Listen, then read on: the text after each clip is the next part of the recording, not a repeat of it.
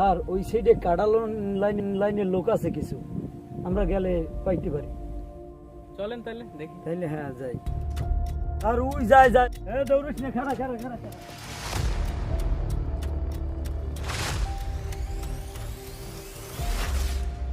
Sir ও এই মাত্র খাইয়া হালাইছে, কিন্তু হ্যাঁ গো মুই দেখছি ওর রাতেই আসলে। তুমি, তোমার নাম কি? আমার নাম রাজু। রাজু। রাজু করো কি তুমি? লেখাপড়া করি, পড়াশোনা করো কিসে? ইন্টার ফার্স্ট ইয়ারে। তোমার আব্বু কি করে? কিন্তু ব্যবসা করি। তোমার আব্বু ব্যবসা করে কিসের ব্যবসা এটা?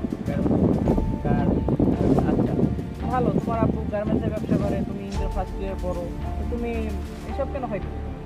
আর এরকম একটা সুবিধা। এরকমের দললেই শুধু এরকম হবে না নাকি? আমি যদি তোমার আজকে না দেখতাম তুমি তো আজকে এই কথা বলতা না, তুমি তো আর একদিন তুমি তো এই খাবা আবার বলবা, কেন তুমি এগুলো খাইতে হবে না? আচ্ছা, এই বন্ধু-বান্ধব পড়াশোনা করে এরকম অবস্থা। আর হবে না। দেখো আমি একটা কথা বলি, তোমাকে যে যুব সমাজ আছে, এই যে যুব সমাজ, এদের সামনের ভবিষ্যতে অনেক হাল ধরার বিষয় আছে। জি জি স্যার।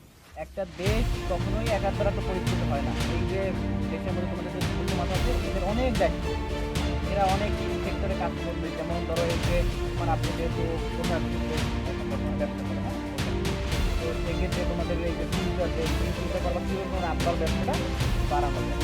তুমি যদি এগিয়ে নিয়ে যাও, তোমার মেয়ে ছেলে মেয়ে কী করবে? এটা খাওয়া কি ভালো? হবে না। এবার তোমার উপর বিশ্বাস করতে পারি, তোমার আমি লইয়েই যাওয়া লাগবে।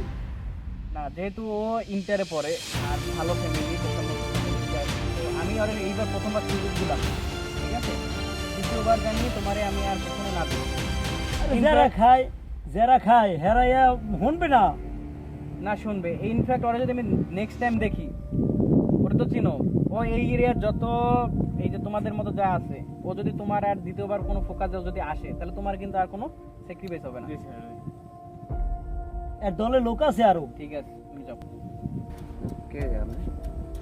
দিবেন লোক খাইতে আপনার মাথা হয়ে গেছে স্যার, আমি সিগারেটই খেয়েছি স্যার।